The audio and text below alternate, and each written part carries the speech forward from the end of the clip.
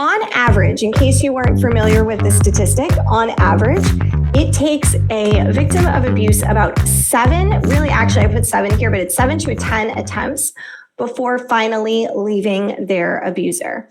So what this means is that people will try and leave over and over and over again. And what we see is that clients return back to that relationship. 7 to 10 attempts to leave before somebody is actually able to leave.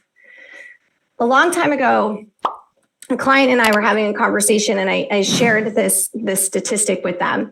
And we had worked up to them leaving, and then it didn't happen. Worked up to them leaving, and it didn't happen. We worked together for several years. And I remember this one time where kind of, I think things felt a little bit different.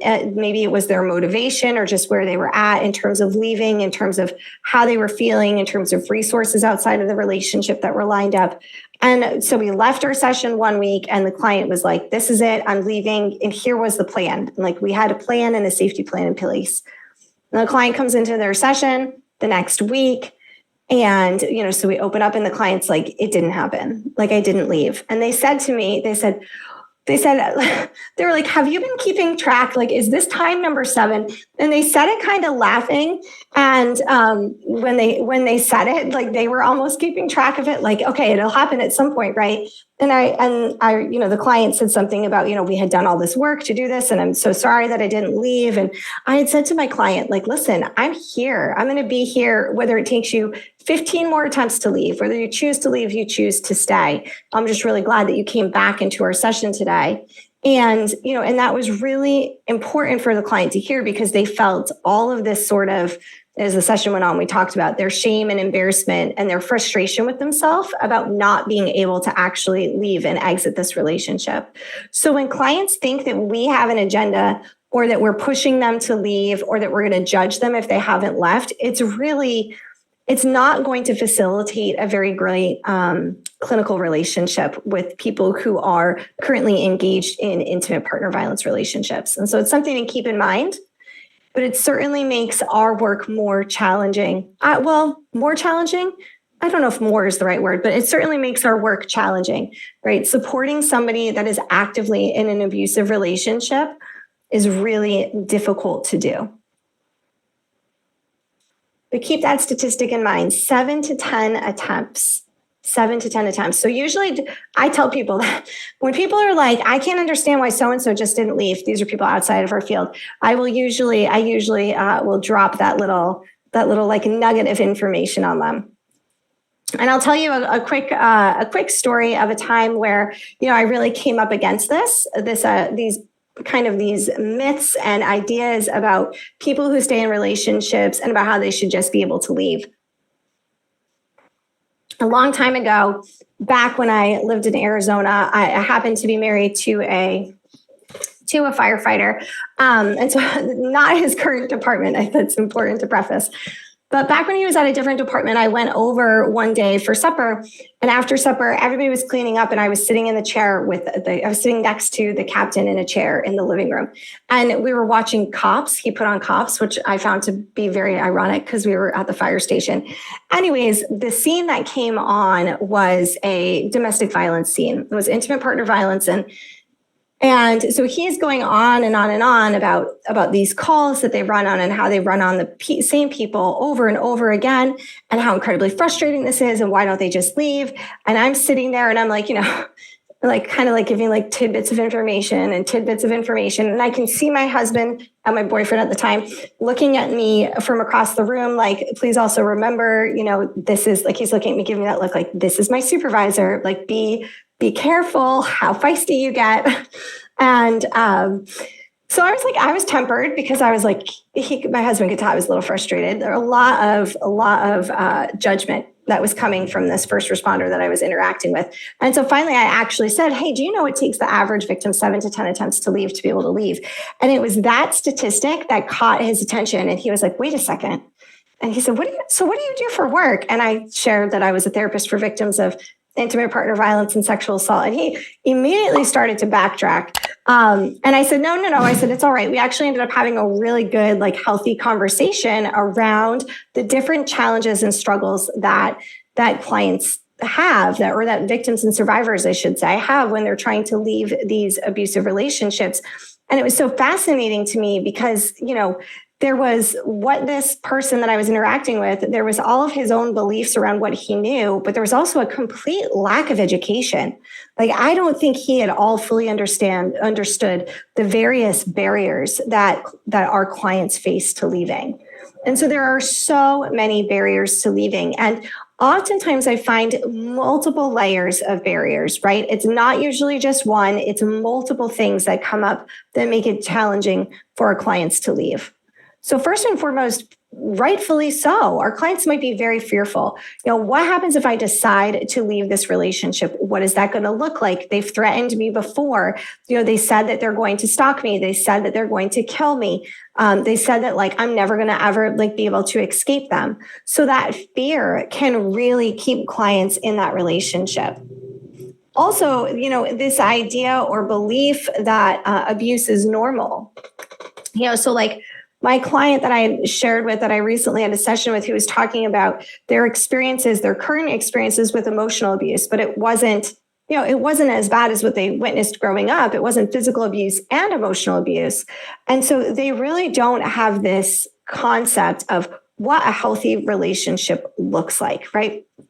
They don't even maybe sometimes recognize all the different signs of abusive behaviors as well. And so really having that belief that abuse is something that normal that happens in relationships. Certainly having a sense of embarrassment and shame, it is often really, really, really difficult for people to admit that they have been in abusive relationships. And so people might feel like they've done something wrong, right? By becoming involved with somebody who is abusive. They might feel like there's something wrong with them because they can't just seem to leave this relationship. They worry that other people, that their friends and family are going to judge them. I have worked with some people who are on paper extremely, extremely successful, and behind closed doors are engaged in relationships where they experience various forms of abuse. And so there's this complete embarrassment and shame that comes up with, well, if I were to leave this relationship, everybody in our whole entire circle is going to find out and is going to know, and I'm going to be so embarrassed because here's the life that everybody thinks that we have. And so that embarrassment and shame can really, really, really be pervasive and can really be a barrier to getting, for our clients to be able to leave those relationships. Having low self-esteem. So if you remember, I said that oftentimes various forms of abuse can co-occur in relationships. And so when you are constantly in a relationship when you are in a relationship, I should say, where you're constantly being put down, right? Where you're constantly being blamed for the abuse, it chips away, it erodes at your sense of self-esteem. And so people can really start to believe, okay, maybe this is my fault. There is something wrong with me. Nobody else will ever love me. I am worthless. I am unlovable. For clients who identify as members of the LGBTQ community, certainly a fear of being outed as well can be a barrier to leaving. So oftentimes perpetrators will use that against victims and survivors of intimate partner violence, that if they leave this relationship, that they're going to tell friends, family, colleagues, you name it, that they're going to let the world know that how this person identifies. So this one is complicated, and I think it can be hard sometimes to wrap our heads around, right? If we know that somebody's experiencing these various forms of abuse, how could they still be in love with this person? But for so many clients, so many of my clients will come in and they'll say, I'm not okay with what I'm experiencing. I'm not okay with what's happening, but I loved this person. I'm in love with this person. I want the person that I originally met. What happened to that person? And so in addition to the feelings of love, sometimes there's a feeling of hopefulness that maybe if things just change, right, that there's somehow, some way they can get back to they can get this person back that they first met, that they first fell in love with. Sometimes people have kids, right? They have a family. And so they really don't want to break up that family unit. And it's important to remember that, oftentimes perpetrators of intimate partner violence are very, very charming, right? And so who that person is now that our client is dealing with on a daily basis and who that person is that our client first met are like two totally different people. Oftentimes, essentially what clients are saying without saying it is like, I don't want the relationship to end. I just want the abuse to end. Or if I could like paraphrase what I hear a lot, it's like, I don't want the relationship to end, but I want the abuse to end. And we know from the work that we do that oftentimes it's just not, it's not that simple, unfortunately. Cultural and religious reasons as well present a barrier. So having traditional gender roles that are supported by somebody's religion or supported by somebody's culture, this can really influence someone to stay in a relationship versus leave a relationship because they might be fearful about, bringing any sort of shame or embarrassment to their family.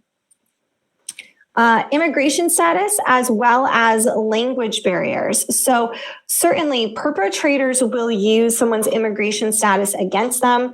I've seen perpetrators, tell people all sorts of things. There's a language barrier. So victims and survivors of intimate partner violence might not be aware of all the resources that they can potentially have and access because of that language barrier.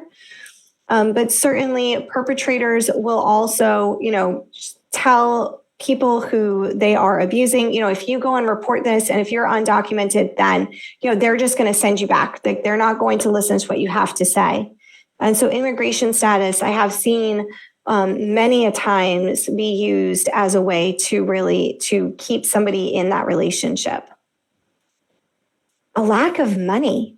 It is so incredibly common that the clients that we're working with that are financially dependent upon the perpetrator, or their finances are really intermingled and very tangled together. And so people say, well, if I leave this relationship, how am I going to survive? How am I going to feed my kids? How are we going to pay our bills? So that lack of money is certainly a key component in why our clients may struggle to leave relationships as well. And a lack of support.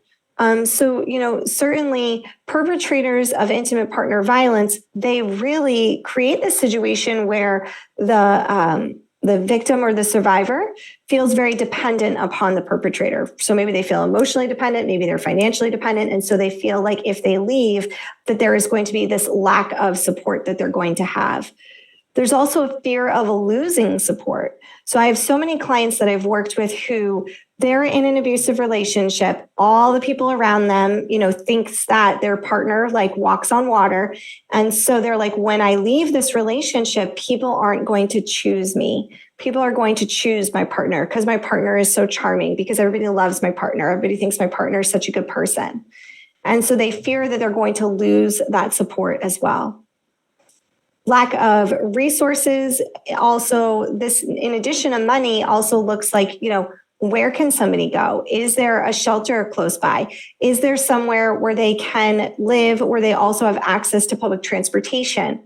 And so those can certainly act as barriers.